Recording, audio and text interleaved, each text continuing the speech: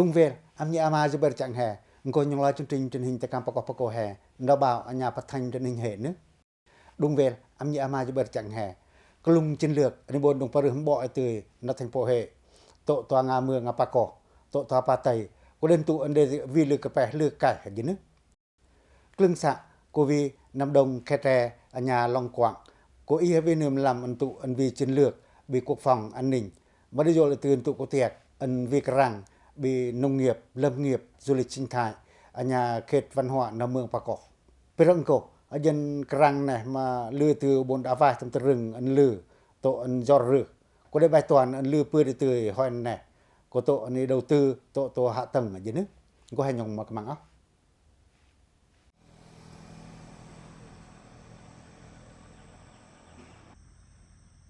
Anh lưu cho này hôm, qua đạn qua nhà nước đã thông ran đầu tư lùng clưng command này nổ, hạ tầng tổ clưng xạ tổ ngà con này, có điều clưng nổ anh ấy dọc khăm, ijo hay bon tali anh nhà ijo pu tầm tổ kinh ninh này paru kinh tế xã hội lùng ta kan teman này, via lima ada tu dia tu bintu panel, aval peran đầu tư, ba prio Singapore anh ti quê dân anh at tầm tổ clưng tu, vai clưng tu ko anh ta tiền ta rệt ko đấy bon talai.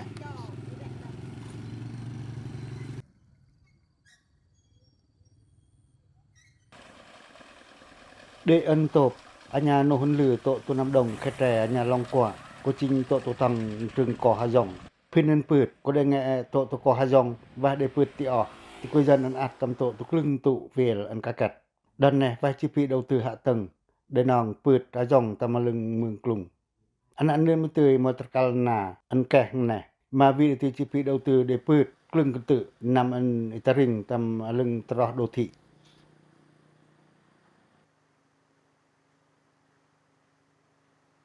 Thời gian tới, việc nhu cầu đầu tư để phát triển kinh tế xã hội trên địa bàn của xã Nam Đông. Tổ ngay xã Nam Đồng, Vim Chutupol dự án hạ tầng ấn lược cải, đến cõi bốn đầu tư tầm clock coma 3.000 là có làm bắt chutupat 3.000 là có làm pechit. Lung thôn cổ, phiên ân pươn cổ, có đời clưng công trình giao thông, itadar ở bùi cờ, thuy lợi ở nhà hạ tầng dân sinh ấn lư nị. Vì hội đạo bì tổ dự án kẻ ở bùi cờ, tè thôn Tarung, tổ thôn Abar, kẻ ấn bùi cờ, tè thôn Lập, thôn Atin, trò hạ lưu đào thủy điện Thương Nhật. Itapikam tam hệ thống thuy lợi, Taring, Karam, Aser, Chaliu. Itapikam tam pira ấn clưng tam tăng Karna Proteng là thôn Đung Vel, xây dựng tam tổ tu phòng cháy chữa cháy ở đó trường học cả nhà trụ sở xã.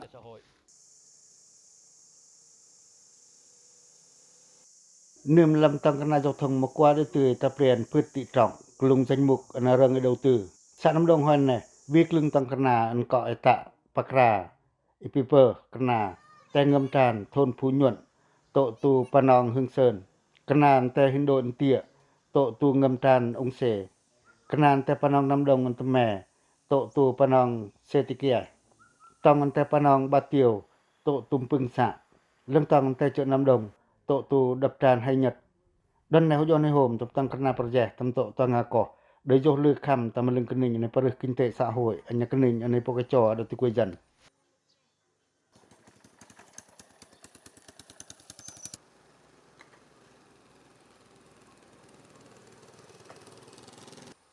Đang xã khe trẻ, clưng tăng Karna bị paner đã sọ, có lên lòng đưa tươi quá rạp để hồi đưa tươi bướt rực. Ân lử, có tổ ân qua đưa tươi, cần tự bỏ prion bướt, lọi có má 3.000 là có làm bạc chila sông. Clưng tăng Karna qua đưa tươi rực, đong ân ạt pakra. Nè dân nô ân lử đưa tươi, tổ tù clưng tụ, là clưng xạ, anh ngà Nam Đồng, tổ ân qua đưa tươi, alim ma đưa tươi cần tự ân priêu bỏ.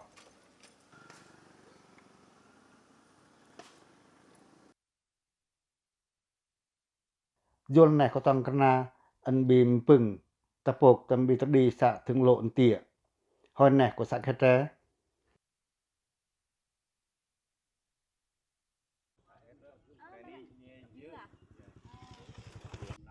Tăng Karna này mà qua đi từ đã đầu tư để đào tạo tại tờ lội của mà 3.000 lúc làm một Lapuan. Anh ăn tỏi alime tổ 1 km mà đầy dỗ hồi về. Nông hay tạo phong sự thiết bị cơ giới anh ấy bốn đọc bị tạc đăng này mà pa tỏi ở vậy. Pruan anh bị tạc lên năng tươi tạ đò công ty anh ta cài thầu ko lư tam mota ava ndi tu tam to ni pokecho da ti kuy dân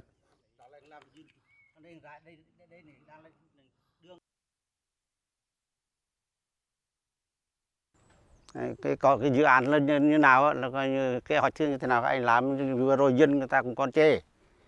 tại sao mà làm là coi như I hôm về từ bốn đầu tư karena project ko dân hè mà lư sor dar ngi dung vel dei bốn từ o dap to ne perno ma to ne ko công ty đạo ta mà đạo pi ta từ cho mà lên mà cái sai aja karena ko dei put bulnal dân hè pokecho mà dei lư địa ở lưng vi ti quyền cho bạc nị từ thời gian thi công con đường này là đã gây ảnh hưởng đến việc giao thông đi lại của người dân, đặc biệt là các dân hè mà qua đây tươi lên mà cái tự anh pi pato aja mà tăng kanan nè ko dei jo he bon đạo ta pi je pro na nhẹ ta nè và klưng tu no pro ada du lịch cộng đồng đang thôn rồi mà đây vì klưng no hon địa lưng to này pokecho nó tu quay dần mà đây địa lừa xèo nong này đào ngập anh lừa của klưng cơ quan chức năng đang coi bồn ta lại anh yên thôn rồi anh ấy tông đầy anh nhắc klưng thôn anh tra xạ thương lộ anh tịa anh ấy bồn từ pok chó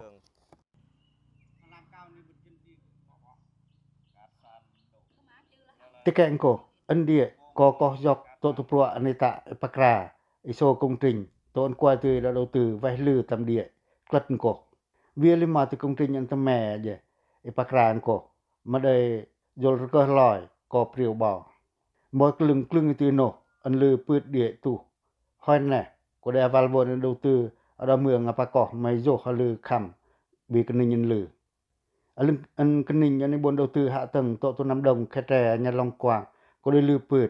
mà từ rừng anh vì từ bốn đỏ cân đội ngân sạch đó mường có đây dọc khăm lợi với các dự án hạ tầng anh cọ đây tạ klưng cân tự có lợi với cái khăm vốn và hệ đã phá tổ tâm từ mạng để đầu tư ý dụ lư trì mù trừ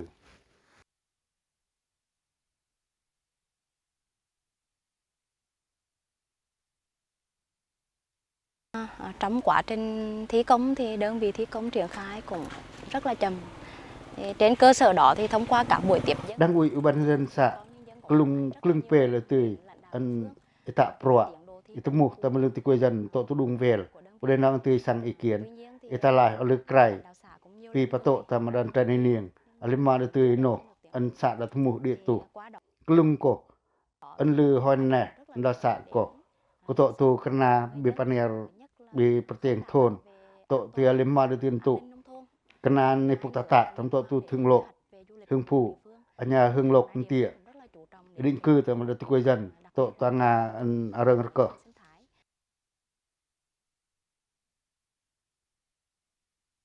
Nam Đồng khe trè nhà Long Quảng có đề nghị vì bữa từ rằng bị nông nghiệp sạch, lâm nghiệp và nhà du lịch sinh thái. Tục pin cổ mà pro ấn đầy dọc khăm hạ tầng ada pro tempat và được lưng nổ lực rằng mà lại do lưu từ bốn đạo tạ ở vi cặp bè. Lưng tụ này tạ đây do hay bốn tạ hệ thống thủy lợi lử nằm ăn pươn cổ có đây phân để tổ tuần nòm pù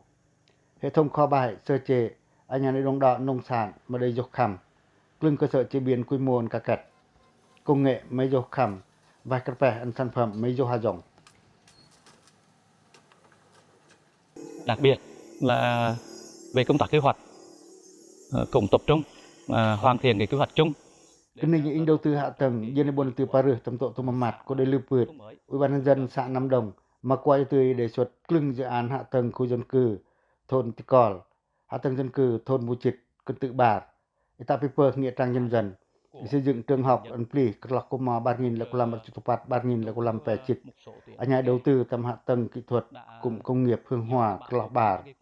nè có đề top công trình ấn vi kerpeh tầm kelung pro ấn thin pat atermong thu hút đầu tư anh nhà katuk perih kinh tế xã hội hè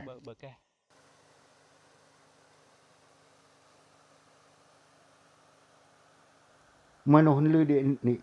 ko kelung ane perih hạ tầng hanga ko ko to pro ni boti sắp xếp dân cư tra na rang rka ton kwa tu lemma kan tu ba prion put klung ba dân đang khe tre anyan to anga ko tra he de jol tu at tam to tu lươi kla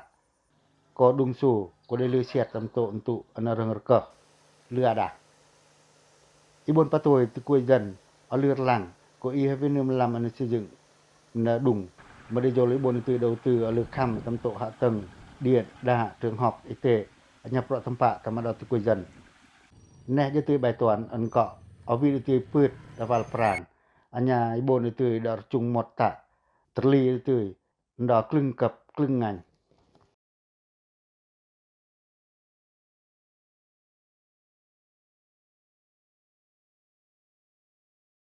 Ngoài ra thì cũng ảnh hưởng đến cái đời sống sản xuất của người dân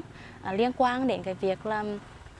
thu hoạch các loài cây. Limano Handia đã thu mua tầm cลึงđầu tư hạ tầng ấn lử con cọ để ở vì từ kiệt sạch tại thành phố dân Nepal tầm xã ta lại cลึงnô hòn tầm mè tên này nô tổ ấn sạch nhập ấn lử con đông cô xã cái trẻ để vì từ ibon đã tầm rằn tầm cลึงproaในบนta lại tầm bị cลึงnô anh đầu tư hạ tầng paper tầm tăng cân na anh Nepalแต่หมดตำโตตูทนโยนnày. Trong thời gian tới thì vẫn kiến nghị lãnh đạo Ủy ban thành phố quan tâm hỗ trợ tốt này prano ở lưng aval pran ở đây dục khẩm lùng cổ cái này như đầu tư hạ tầng ân lử có đây lử pượt xã Nam Đồng đơn cọ đây ở vi tươi đào thành phố port biết long cổ xã mà đây vi tươi bồn đào phá tổ tầm cลึงnổ ở dưới này bồn tươi bị dề tầm tổ hạ tầng và tầm tơ rừng pran ở này paru tầm bồn pi khâm tầm tổ tu mà mặt pi từng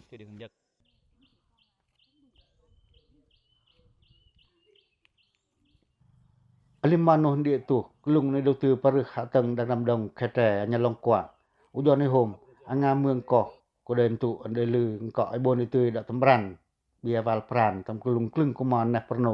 ấn lư cài con cọ để avi để chiến lược đầu tư ở tỏi terli anh nhà lư cài tầm lưng tụ nga cọ cái val pran nhà nước cọ để avi để cơ chế thu hút doanh nghiệp đầu tư tầm một tầm tổ toàn nga cọ biết lòng cลึงtừ chính sách ấn ưu đãi ấn lư cài ở lưng cổ ai bồn tươi paru tầm cà phê này tạ là nó tụi dân đằng mương lùng proa để bồn tươi đã bạt cả đừng anh em đúng đời ở vì cà phê cลึงcông trình hạ tầng ở dưới nữa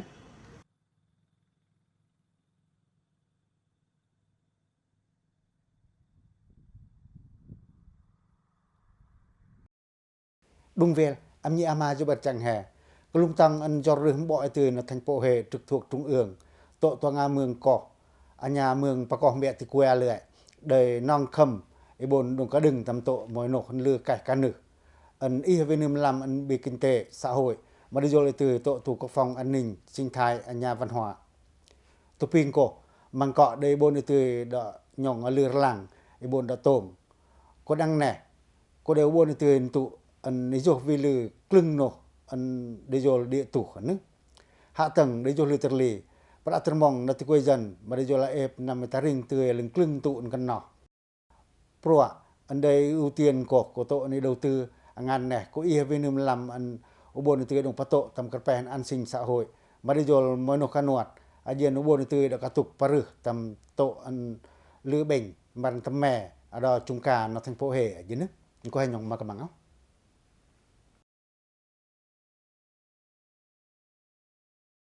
mọi cลึงnọ ân lư buôn từ đồng plo tổ tòa nga mương ngapa có hà lệ có tổ hạ tầng giao thông cลึงcủa man này nọ anh tăng kena perja tổ cลึงxã nga có hà dòng nè qua phượt từ buôn đọt tạ phượt ko mà đi cลึงtăng kena anh lệ năng từ via lima từ tụ đi từ tổ buôn pok dong priêu bò vai để lư địa tầm tổ này pok cái trò chân tên mọi lưng tiếp cận cลึงdịch vụ xã hội coi cô tên này nổ thành phố hệ mà qua cho từ vì alima từ nổ ấn lười ưu tiên để đầu tư cลึงtầm tăng cana này bồn đập pateng tầm tơ vôi tổ toàn ngàn địa tụ ấn dùng rô tem pừng tại phải khâm tầm tổ hệ thống cầu cống ta đặt cờ anh nhái bồn từ đã tạ cลึงcông trình dân này bồn từ lư khâm tầm cana project cลึงnọ priêu bỏ. Kết quả đầu tư của chương trình đã góp phần cho bộ mặt nông thôn miền núi được khởi sắc. Tên này nổ vì tươi bồn đã thâm rằn đã đảng nhà nước có tổ tòa nga mương cỏ mương pa con mẹ thì cuối mà qua tươi bồn đã thâm rằn đầu tư hệ thống hạ tầng kana project mà pa bình bê tông cổ Ubon itu da avai tam tang kena projek ma ien. Ibon itu da parui tam kerang anvi. Ajin ibon parus kinte xã hội tam tok tanga mương an địa tu hne. Klung ko tono an lư ko dai vi klung từ chương trình mục tiêu quốc gia. Giáo dục ko dai no han da nyong to tu an lư ajin ibon itu da tamran đầu tư ở mương Apako mương Apako bet ti kuai to Neperno. Hoi nè điều kiện học tập học sinh to tanga ko ha jong. Anan vi itu ibon da ta ibon da dai mà đây vô từ lệ về cách nổ hòn địa tù. Lương trường học, anh vô lý vô khăm tổ cơ sở vật chất, trang thiết bị anh dạy học mà đây vô lưu tờ lì. Tất cả anh cô đây vô vì học sinh, anh đây phải ta học ở dân thơm từ bốn bồ tạ. Cô đây vô vì để từ tổ lên mòn tụ. Nè dân nổ, anh có đây bốn để từ đã tấm rằn, đó nằm anh lưu để từ bốn đông đời mà lệ vì bốn đã phát sẵn với dòng tầm tổ thuộc độ dân trị ở nhà chất lượng. Aval pran no tikui an lư ko dei dia di tu ubon da avai pi beng tam kulung tangในประkinh tế xã hội.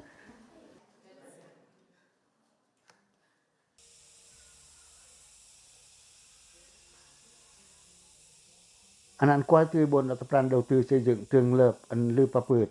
kỹ thuật xã đã học sinh tên dòng trộ và sát với dòng tầm chất lượng anh dạy học bản trụ nòng anh tại phía dề anh lư của tổ tăng anh klưng từ trường liên cấp tổ toa Nga lưỡi con đồng anh chặt đồng tạ vài tất cả anh cô chính sách anh thu hút anh nhàอื่นđội ngũ giáo viên anh giỏi có để vô lời từ tạ tầm tổ toa Nga mương Apako có để nổ anh qua từ thành phố Huế là tầm rằn tạ ở lư lẳng.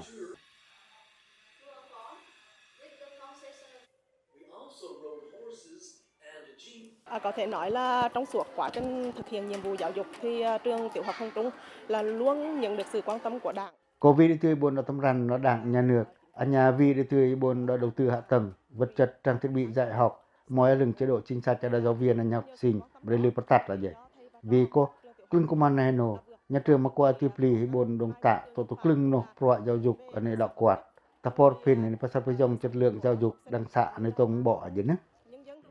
Sau này ví dụ như mà bạn ấy một công nhân nghệ nhân là phải làm hồ sơ à? Tâm tia giáo dục phổ thông, có ai buôn nơi tươi đã thăm rằn, để đào tạo nghề cái chặt tâm lưng cân hình anh lư vì đó mường tròn cổ. Anh lư có đang hát lệ, về nghề du lịch cộng đồng, để chế biến nông sản, để tài nài, kỹ thuật nông nghiệp, cơ khí ẩn cặt, công nghệ thông tin cơ bản. Anh lư cũng có ai buôn nơi tươi đã vài, bị yên. Dân là lầu mường phá cỏ miệng thì cuối mấy buôn nơi tươi tấm mù, tầm tổ lưng. Chương trình anh khởi nghiệp, học nghề, anh nhà xuất khẩu lao động. Tôn pan tâm mẹ vì trị thực, vì pro tâm bạn lử. Quả pè để hồi đi tươi buồn đa vài, tâm tổ tộp, anh ta thật rừng, tâm tổ pro, nó cá tục, paru, tâm mà đã đùng về tỏ.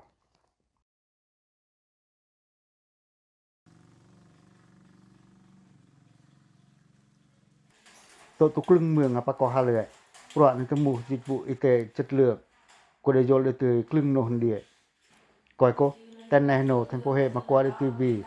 anh mà đi từ nổ anh lười ưu tiên để đầu tư nâng cấp hệ thống y tế cơ sở.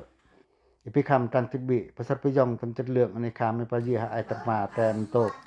Anh lưng cổ anh có để vì từ chính sách anh thu hút tầm tốt bác sĩ nhân viên y tế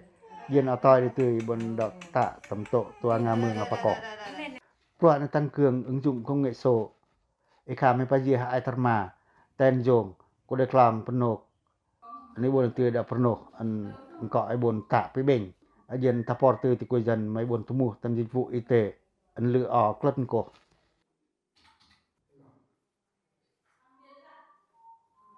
Bên cạnh đó thì cái máy móc trang thiết bị được sự quan tâm của Sở Y tế, đặc biệt là đồng chí giám đốc Sở Y tế đã quan tâm rất nhiều đến cái Trung tâm y tế A Lệ mà vì từ buồn đã tâm rằn để đầu tư cơ sở vật chất để đào tạo cán bộ y bác sĩ. Coi cô, tôi pro anh khám bao giờ ai thầm mà nó trung tâm ta là ngày, ý bốn từ đã tạo với bệnh. Ta tất cả phát sát với dòng tầm chất lượng anh để phát nhân dân. Biết thông cổ, trung tâm mà bốn vài tầm cơ sở y tế anh lư khâm bệnh, tổ toa Nga mương cỏ, mương phá cỏ miệng thì quên là thành phố. Bốn đồng tạ, lư phát sát từ tổ pro nên tập bạ, anh người đạo phá trò.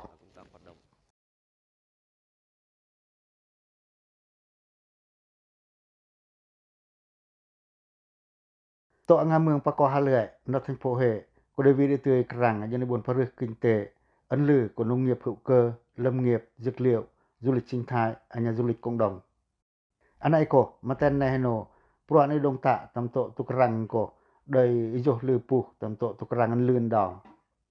Moi klung klung no hon pượt an ijoh kham ko tok pruan ai bon dot tak dai jol telah teloi. Ijoh vi tervoi tam lưng thị trường anya ijoh ai bon dong dai ko học kỹ thuật an lư. Klung no pradai nda mường an vi krpe. Mà dai ijoh vi bon dot tak avai thương hiệu an lư bền. Coi ko no an tukui jan ai bon tam ran ko ching to tu chin sach an por yin tukui jan mai bon ta patoi tam be klong pro tampa an ta avai hang hoa pasat payong tam kerpe nda perdai anyau ki chat tam lưng chuoi an tu thu an lư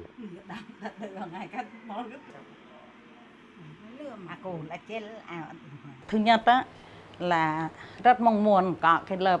tập huấn nâng cao tay nghề.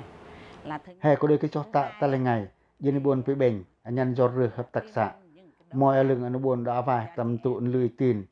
dân buồn từ pi pa sai tầm tụ proในtay này đã trai em đằng xã lệ bànในตรงใดอันยาเมืองอะไรในตรงบ่ตัวน่าใจแอมมาห้วยtừ tay này cóครึ่งhợp tác xãอีบนtừ bềnอันยาจอรรตำตุproในtay nàyมาได้เลยบนปรึกพิลือ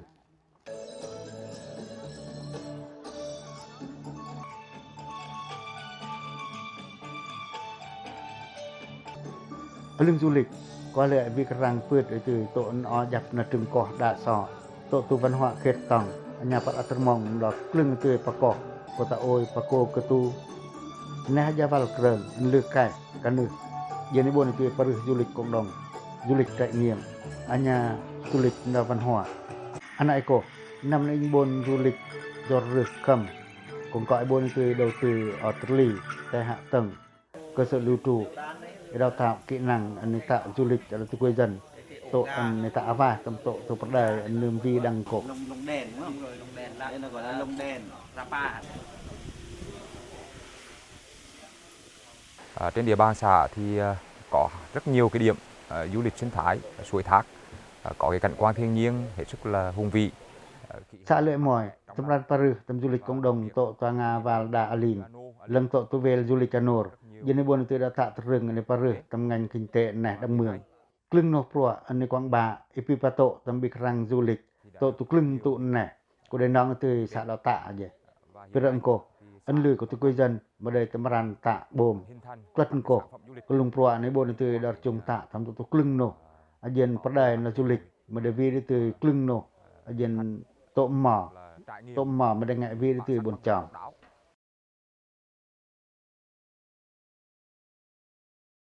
Lưng địa muôn tụ tổ toa nga trừng cỏ nôn lư cài hình cổ cuối buồn từ bờ kinh tế đang nga luyện này có buồn từ cái chặt tầm lưng anh bạt cả đừng trừng ở rơi anh nhà môi trường sinh thái trừng cỏ có ý với nêm làm ăn kreng má đỏ có để vô lấy từ tlen son sen có để vào ăn tơ mỏng anh nhà nó buồn từ đã phải cầm an ninh môi trường đã chung cả tổ toa nga mường klung coi cô thành phố Huế nong anh ta phải bình tầm tu klưng chính sách anh giao khoán ibar nó trừng ở rơi chi trả tầm dịch vụ môi trường ở rơi anh nhà Nepal become tầm tổ tu pro tầm pa ada tu quê dân anh ắt tu mong xét tầm tổ tu trừng ở rơi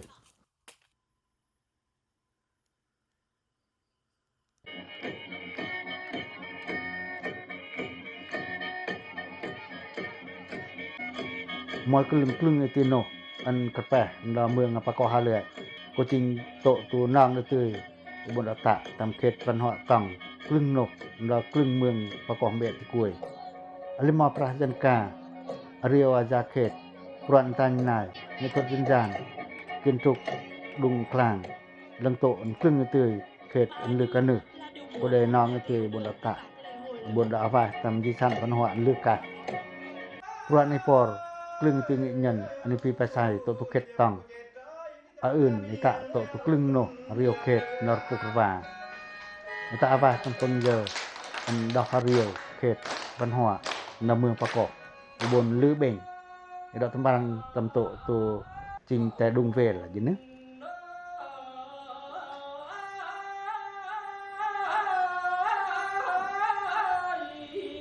Đấy, hiện nay có Mấy lớp trẻ là có tập để làm. Đấy. Thế nhưng mà chưa thành Hè của đây đã mal in bồn clưng lờ tập huấn dân ca, dân nhạc, dân vụ i bồn đã tạ. Dân pang tâm mẹ mà y với niệm làm anh học mà đi rồi lấy tạ. Ta lên ngày mấy bồn pi hồi đã to anh là tên cô apa cái chào mà lừa tầm in cất cô tổ tục kết văn hóa là to dân bồn đống đỏ cả đừng pi lừa.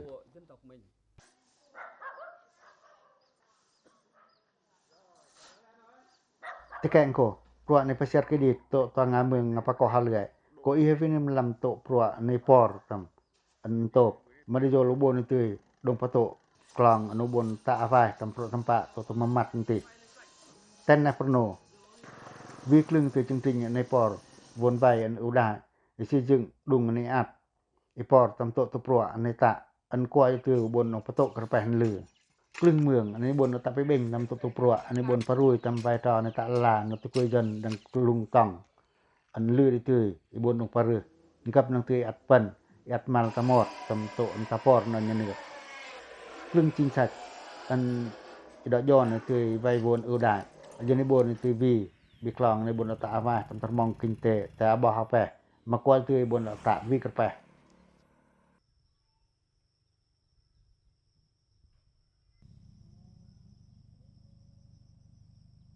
Với vai trò đỡ đầu ngân hàng chính sách xã lưới không chỉ là việc giải ngân phát tiền vay mà còn là người bạn đồng hành xuyên suốt trong ngày qua. Ngân hàng chính sách xã hội lệ đến nào nó từ chúng ta tầm lượng cรึ่ng chương trình chính sáchอุดมปโตตำประตำปะดังเมืองอันลือโซรกุตกุยจันแห่มาได้ลือจองอันยาในบนตือดารจุงตะเดวิกระแปะตำตุปรนาโตลึงเงินห่างกลุ่มกล่องในไวโวนในปาเลียประกกกันยาลายวิโหยบนโตปรในบนตือตุนจุงตะดอกเงินห่างchính sách xã hộiก็ได้ลือโนตรึงอุกตุกก็ตือลือไก่ยันในบนตือดอกตลัดแต่มันเดียตุยอดสรนตุกุยจันแห่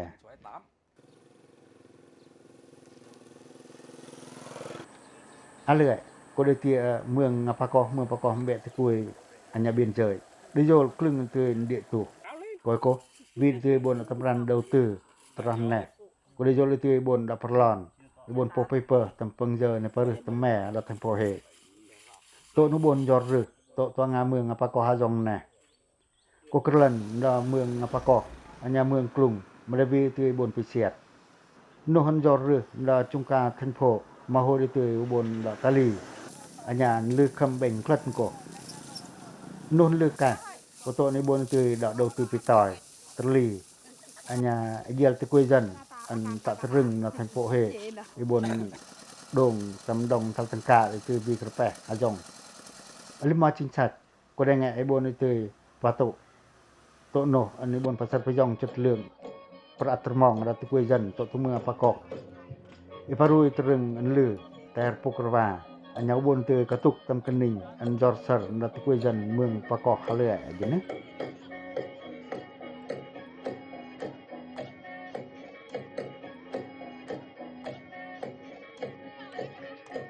từng cái nội dung chương trình từng cái chỉ tiêu thuộc lĩnh vực phụ trách và cũng như Limano hon pri ti bon ata ko de pernil an lư beng dak lưng chương trình chính sách an qua từ bon dong ta tam to to nga มืองปากอกเบติกุยbi tam ko jan he ta taka i bon tu tilat die tu bon jor sar tam kelung per atan mong alung ko de vi put tu bon katuk pe beng tam pran tereng kelung tang an ta avai anyan jor rư patro tamot tam kelung tang an si jing than po he ta lai ngai jor beng pernya suk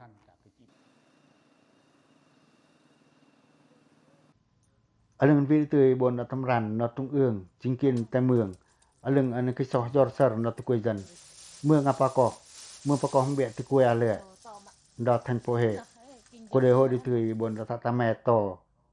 บนลือเบ่งต้นแนปโนหาตึงตะละไงอีบนตัวดับไปคำเลมาโมหิงกินเตนตะแม่บนไฟลอยประตรมองเครื่องเกลาอันติงทันนอตะกุยจันมันตะละไงบนปัสสปยงอันยาโตองโกอาเลก็ได้อีนังบนตุอันเดตุไม่ได้ลือตือดาวายตำบนตุกุเตียดอันลือปริญญาตือบิเขตตังโหยตำโตตุกรัง อัญญาเปิ้นกันนี่อันจอรึโตตุมมัดนะปโนนทันโพเฮยินะ